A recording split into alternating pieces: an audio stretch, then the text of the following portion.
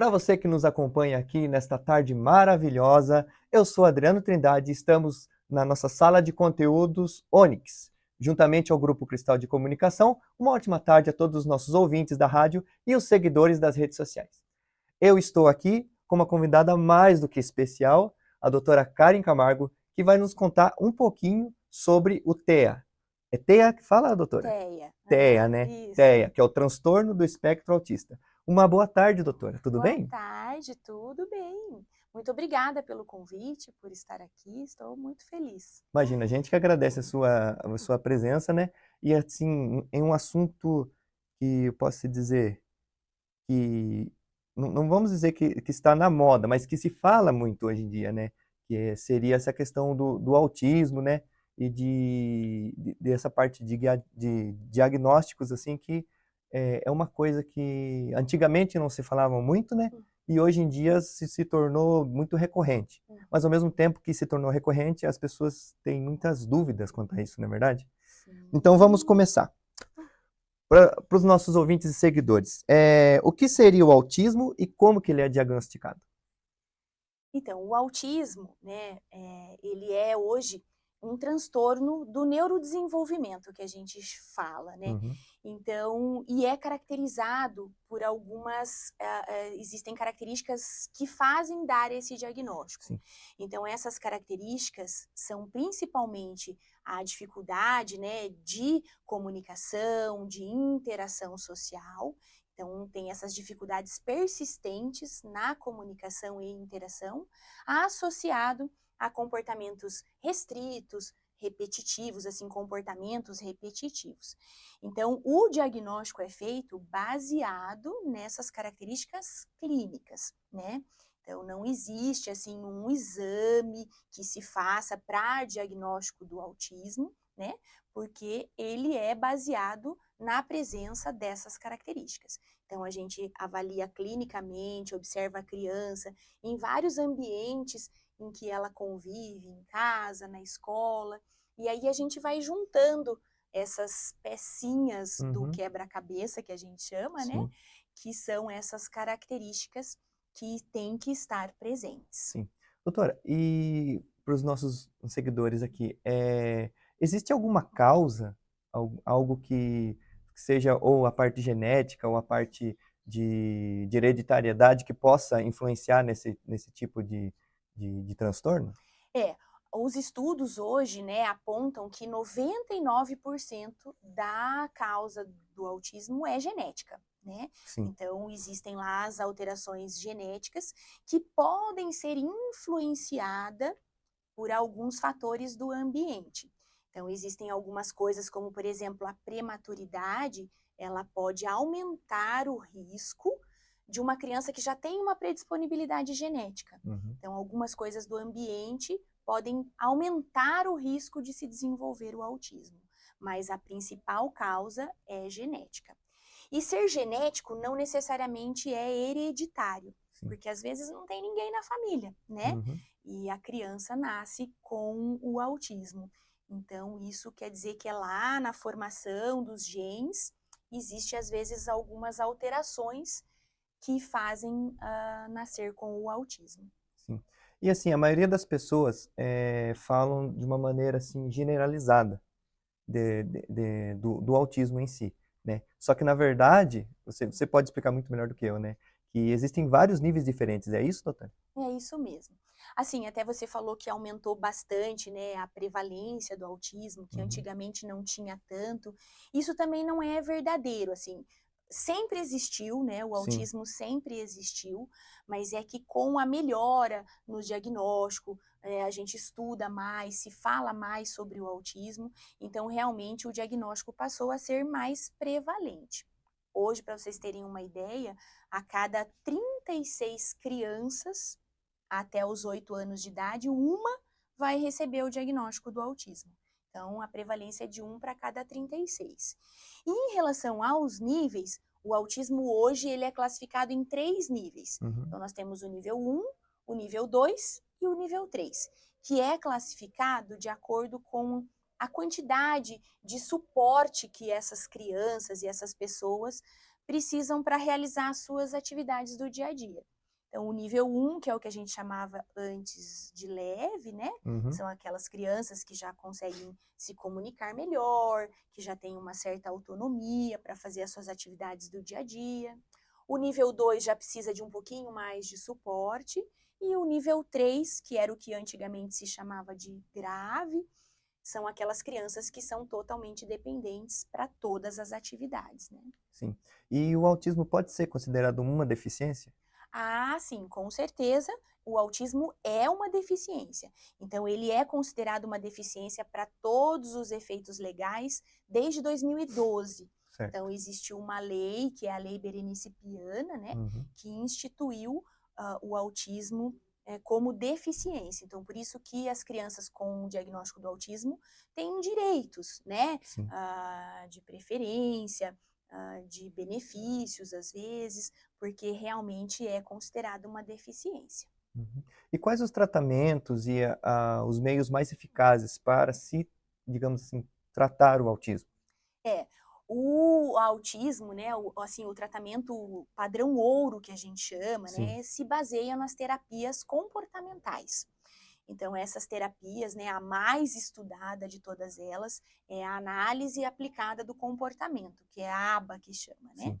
Então, as terapias baseadas em ABA é que são o principal tratamento para o autismo. Então, você vai trabalhar através das terapias as dificuldades, os atrasos que essas crianças têm.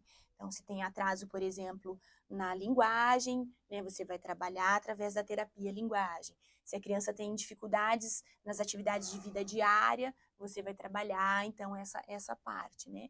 Então, geralmente, é um tratamento individualizado. Sim. Então, cada criança é avaliada, percebe-se quais são as dificuldades, os atrasos que essa criança tem, e aí as terapias vão trabalhar em cima disso, Sim. né? Então, assim, ele não tem Então, um padrão, correto? Alguns têm algumas dificuldades em certos pontos, outros têm em outras. e isso, o autismo, na verdade, é por isso que o nome é um espectro, né? Sim. Então, existe, assim, uma ampla variabilidade dos sinais. Então, tem desde crianças que têm sinais mais leves, que já têm autonomia, que já falam, né? Sim. Até aquelas que não se comunicam, que dependem para tudo. Então, é por isso que o tratamento ideal é esse. Não existe uma receita de bolo que é igual para todos. Sim. Não, nem pode. Então, realmente tem que ser uma coisa individualizada, porque cada criança dentro do espectro é única, né? Uhum. Cada uma tem as suas particularidades. E assim, qual é a importância que a gente pode ter no diagnóstico precoce? O quanto que isso auxilia as mães e os pais para que a criança possa se desenvolver mais rápido? Nossa, isso é uma coisa que os estudos, assim, já comprovaram, né? Que quanto mais cedo se faz o diagnóstico e se começam as intervenções, o tratamento adequado, melhores são os resultados no desenvolvimento dessa criança. Uhum. Então, a gente fala assim de um diagnóstico precoce, né?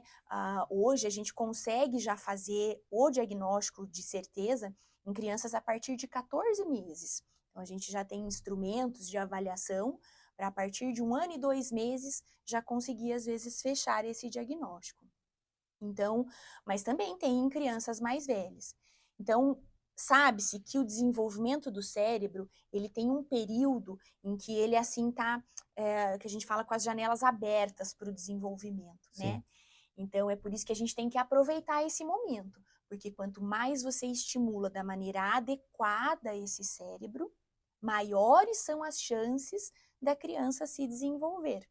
Ao passo que às vezes a gente vai deixando, o tempo vai passando, essas janelas elas vão fechando e o desenvolvimento vai ficando um pouquinho mais devagar, né? Sim. Então, por isso que é muito importante.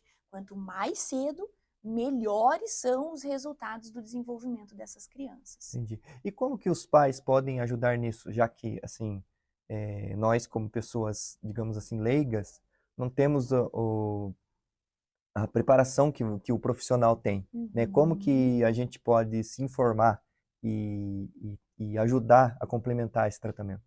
Nossa, isso é uma coisa assim fundamental. A gente sempre fala que quando os pais auxiliam na estimulação, né, da criança, ajudam, assim, nessa parte do tratamento, as crianças se desenvolvem até mais rápido, Sim. sabe? Então, eu falo sempre que tem que ter esse trabalho em conjunto, né? Então, os pais, eles têm que estar em contato sempre com os terapeutas dos seus filhos, né? Quem faz as terapias, porque às vezes o que é ensinado em terapia, isso pode ser orientado para que o pai replique em casa também. Então, às vezes, você consegue treinar em casa mais ou menos a mesma coisa que eles estão fazendo na terapia, né? Uhum. Então, isso é um ponto, né, dos pais conversarem sempre com os terapeutas dos seus filhos para replicarem aquilo que aprende em terapia, fazer também em casa, né? A outra forma, assim, dos pais ajudarem é estudando. Você falou que às vezes são pessoas leigas, que Sim. não sabem sobre isso, mas é muito importante, assim, buscar, né, em fontes confiáveis, estudar mesmo, às vezes, sobre o autismo e como estimular, como entender o seu filho para poder estimular, né? Sim. Então, a gente mexeu um pouco no ponto mais pessoal, né, da Uhum, coisa, mais familiarmente falando, né? uhum, E quando sai, por exemplo, sai dessa, como é que eu posso dizer, dessa área de conforto, que seria a casa, né? uhum. Para alguns outros ambientes, como por exemplo a escola. Quais são esses desafios que a criança diagnosticada com autismo enfrenta no dia a dia? É. A escola, eu falo que é uma fonte, assim, muito intensa de estímulos, né, é um ambiente em que realmente a criança, tem assim, uma grande variabilidade de estímulos mesmo, Uhum. entra em contato com outras crianças, então a escola é muito importante. Mas os desafios são grandes, né, então essas crianças elas têm, assim, muitas dificuldades na comunicação às vezes, então elas não sabem direito, às vezes, dizer o que elas querem, o que elas precisam. Elas têm, às vezes, as dificuldades de interação mesmo com as crianças, não sabem brincar da maneira correta. Então, são grandes os desafios por conta da interação social e também, às vezes, por conta das dificuldades que elas têm para aprender, Sim. né? Uhum. Então, nem todas conseguem permanecer sentadas por muito tempo, prestar atenção. Isso que eu digo, varia muito de uma criança para outra, mas as dificuldades que elas têm para aprender demandam, assim, um suporte, às vezes, maior na escola. Uhum. Então, esse eu acho que é o maior desafio. Em relação aos profissionais da educação, os professores, os auxiliares, né, e também os colegas de classe, né, como que eles podem se portar da melhor maneira para poder auxiliar esse coleguinha que autista? Eu falo que todos, né, assim, eu falo tem que hoje em dia saber lidar com essas situações, porque o autismo, né, nas escolas, em todos os ambientes, é uma coisa agora bastante comum, né? Sim. Então a gente sempre vai ter contato com uma ou uma outra criança com o autismo. Então eu falo que em relação aos professores, eu falo sempre que a gente tem que buscar assim tá sempre se atualizando, Sim. estudando, né, para que essas crianças elas precisam às vezes de formas diferenciadas de ensinar.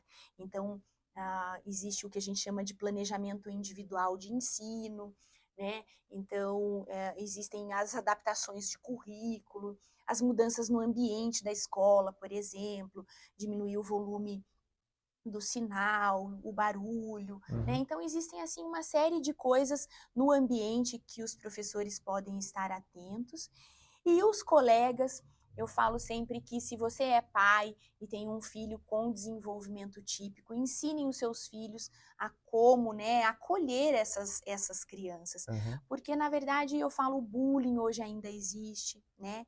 Então, a melhor maneira dessas crianças ajudarem os colegas com autismo é não fazendo o bullying, né, ter esse acolhimento, tentar incluí-los nas atividades, Uhum. nas brincadeiras, ter paciência, né? Porque às vezes eles gritam, saem da sala, perguntam mais vezes. Então, assim, é ter paciência, é realmente essa amizade, né? Ter um amor, assim, Sim. por essas crianças, para tratar bem e para que esse ambiente seja, que a gente fala, inclusivo e saudável para todos, né? sim. E agora vamos entrar num assunto um pouquinho mais delicado, digamos assim, né.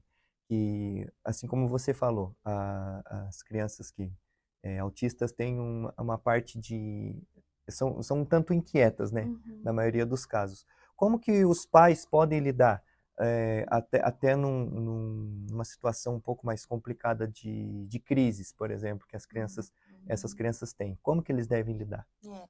Eu falo que as crises, né, que são esses os problemas comportamentais, esses comportamentos às vezes inadequados, então eu falo, é muito importante os pais conhecerem os seus filhos, assim como às vezes os professores, porque o principal manejo é a gente evitar essas situações. Então a Uhum, gente tem que entender em que momentos e em que situações essas crianças têm as crises, para a gente tentar evitar isso, né?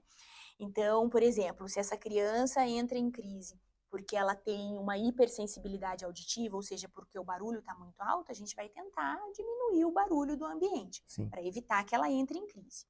Mas se a gente não sabe direito o porquê, se a gente não conseguiu evitar e a criança entrou em crise, né? Então, eu falo que não adianta a gente ficar falando muito. Então, o melhor coisa a se fazer nesse momento é manter a calma, às vezes tirar a criança daquele ambiente em que deixou ela às vezes mais agitada e mais desregulada, né?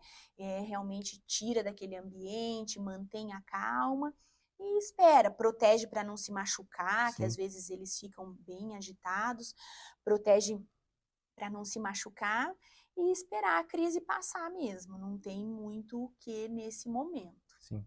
E falando nessa parte, assim, dessa apreensão dos pais em Uhum, relação ao se deparar com uma criança autista, né, um uhum. filho autista, qual a mensagem que você pode deixar para os nossos seguidores aqui, que possam ter suspeitas de ter algum caso na família, ou algum filho, algum sobrinho que possa ser, diagnosticado com autismo? Ah, sei, entendi.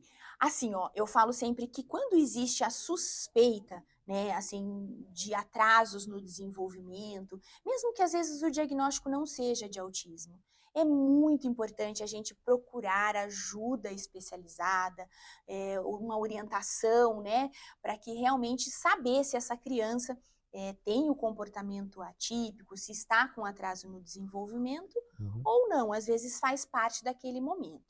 Mas o mais importante é se existe a suspeita, eu sempre digo para os pais, se levantou a pulguinha atrás da orelha, corre, corre, não tenta achar que é normal, porque não sei quem falou mais tarde, vamos esperar mais um pouco. Não esperem, não esperem. Se achou que está um pouquinho mais atrasado, o ideal é realmente procurar a avaliação e a ajuda especializada. Porque como a gente já falou, né, quanto antes for diagnosticado, uhum, melhor é para essas crianças. A gente muda o futuro deles, sim, né? Então, eu sei que ninguém quer, né, ter um diagnóstico, ninguém espera que seu filho tenha um diagnóstico, mas quando a gente nega, quando a gente vai deixando, vamos esperar mais um pouco, o tempo vai passando e essa janela de oportunidades, ela realmente vai fechando. entendi. Bem, e para a gente finalizar aqui, qual a mensagem que você deixa para os pais que já têm um filho com esse diagnóstico?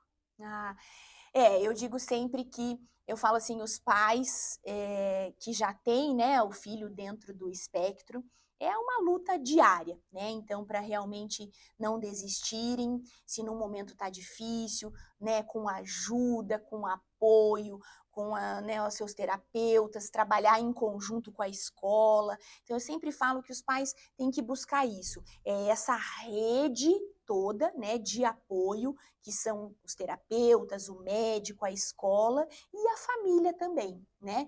Então essa rede de apoio é muito importante para que os pais não se sintam sozinhos, né? Porque eles não estão sozinhos nessa jornada.